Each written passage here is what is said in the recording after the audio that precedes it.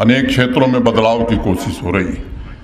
अभी एक अभियान चला था एंटी इंक्रोचमेंट ड्राइव, बड़ी चर्चा हुई। बार बार हमने एक बात कही थी और इसको सुनिश्चित किया गया कि किसी गरीब के साथ कोई भी कार्रवाई प्रशासन या पुलिस न करे। और मुझे खुशी इस बात की है कि हमारे प्रशासन और पुलिस के अधिकारियों ने यह सुनिश्चित किया कि किसी भी गरीब आदमी को नहीं छुआ।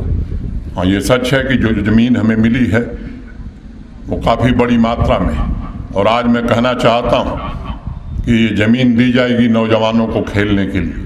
ये ज़मीन जिन रसूखदार लोगों ने गैर कानूनी ढंग से कब्जा किया था, उसमें बच्चों के भविष्य के निर्माण के स्कूल बनेंगे, कॉलेज बनेंगे, वहाँ लोगों के इलाज के लिए अस्पताल बनेंगे, अन्य भी जो सुविधाएं जम्मू कश्मीर की आवाम को चाहिए वो सुविधाएं उन ज़मीनों पर बनाने का काम जम्मू कश्मीर प्रशासन करेगा।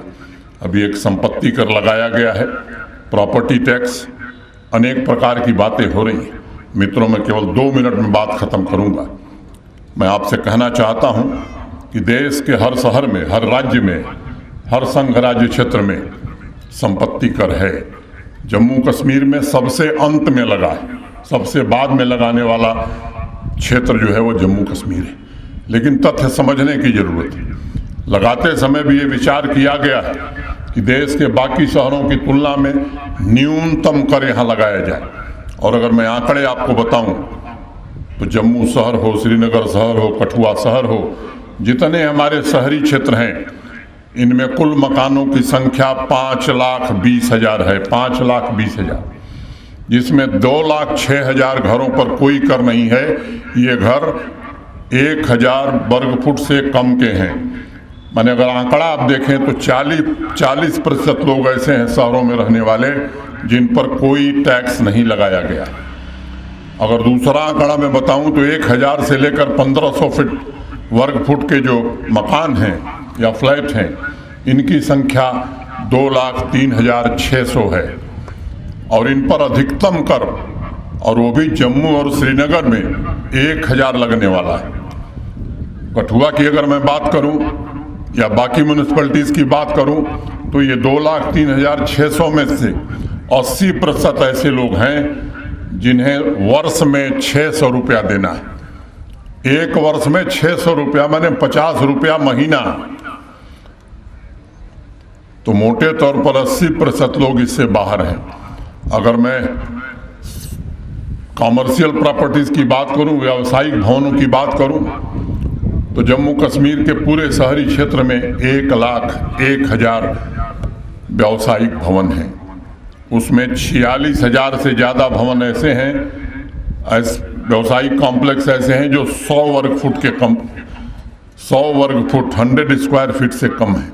और इन पर वर्ष भर में 600 रुपये से भी कम टैक्स लगना है। 1,01,000 में से 46,000, 1,10,000 में ऐसे हैं जिन पर वर्ष में 600-700 से भी कम लगना है। और 30,000 सरदार जी ऐसे हैं जिन पर 2,000 से कम लगना है। लेकिन अब मल्टीप्लेक्स बना है, किराया महीने में हम 10 लाख लेंगे और कॉरपोरेशन को 5,000 टैक्स नहीं देंगे, ये व्यवस्था कैसे चल सकती है? मित्रों, मैं यहाँ उपस्थित सभी सम्मानित नागरिकों से कहना चाहता हूँ, आवाम के लिए, आम आदमी के लिए दरवाजे खुले हैं। चाहे वो किसान हो, मजदूर हो, सिपाही हो, वैज्ञानिक हो, व्यापारी हो, उसकी कोई वाजिब समस्या है 24 घंटे सुना जाएगा।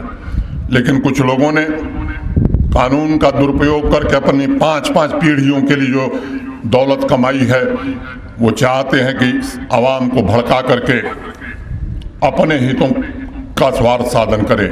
ऐसे लोगों को इजाज़त कतई नहीं दी जा सकती। वो जमाना चला गया ये बाप के इशारे पर सब कुछ हुआ करता था। आप कानून का दुरुपयोग अपने और अपने परिजनों के लिए करते थे, जम्मू कश्मीर के आम आदमी के लिए नहीं करते थे। अब बदलाव आ गया है। प्रशासन जम्मू कश्मीर के 1,30,35 लाख लोगों के लिए चलेगा, 1,000-2,000 विशेष लोगों के लिए नहीं चलेगा।